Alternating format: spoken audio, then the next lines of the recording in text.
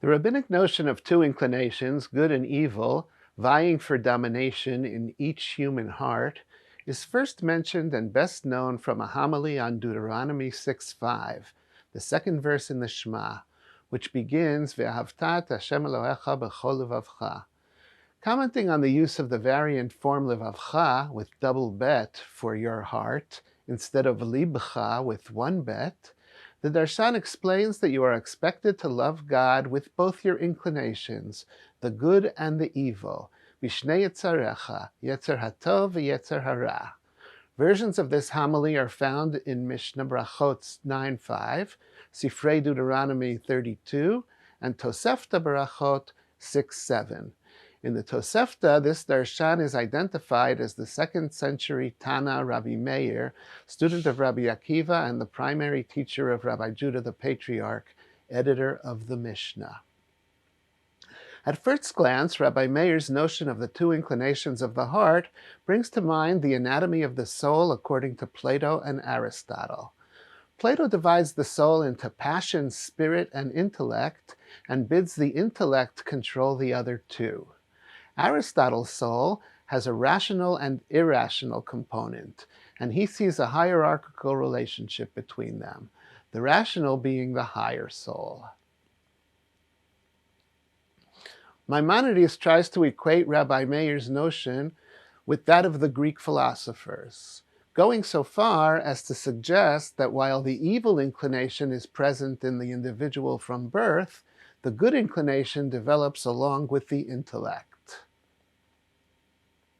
But it seems clear that Maimonides' attempt to harmonize the Mishnaic conception of the two Yitzarim with Greek thought does not reflect the original meaning of Rabbi Meir's statement.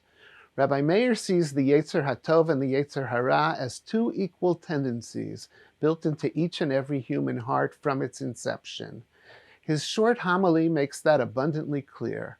First of all, the inclinations are located in the lev, the heart, a physical organ, rather than in the nefesh, which God breathed into man, mentioned later in the same verse, which is analogous to the psyche that Plato and Aristotle were discussing.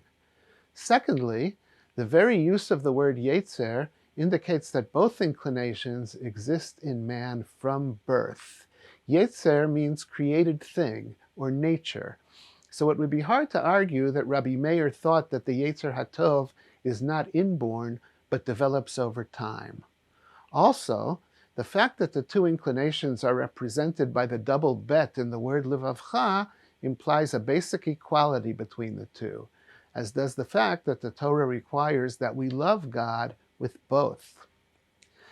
This distinction between Rabbi Meir's notion and that of the Greek philosophers raises an important question. What is the point of saying that a baby is born with two equal inclinations?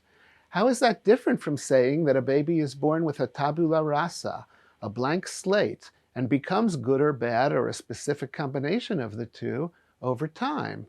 Wouldn't that model be a simpler way of saying the same thing? Why does Rabbi Meir need a Yetzer HaTov and a Yetzer Hara? The fact is there is no need whatsoever for a Yetzer HaTov and a Yetzer Hara.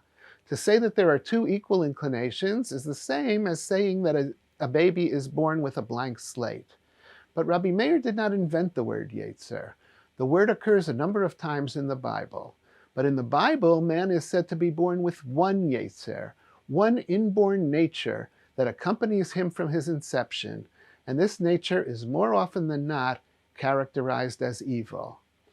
At the end of last week's Torah reading, Bereshit, God realized that the entire nature, Yetzer, of the thoughts of man's heart is only evil all day.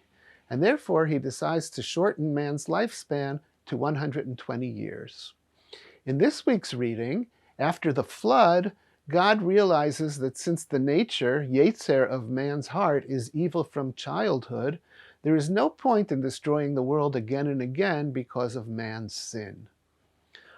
All this is according to the Bible. The rabbis, on the other hand, devised the notion that every human heart is born with an equally powerful good inclination alongside the evil one, and thus they succeeded in neutralizing the view that pervaded Jewish thought from biblical times on.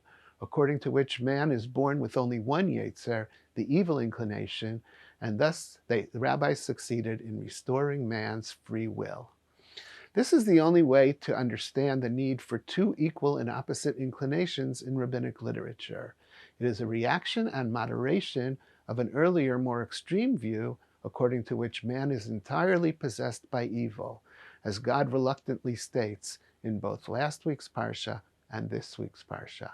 Shavua Tov from Schechter.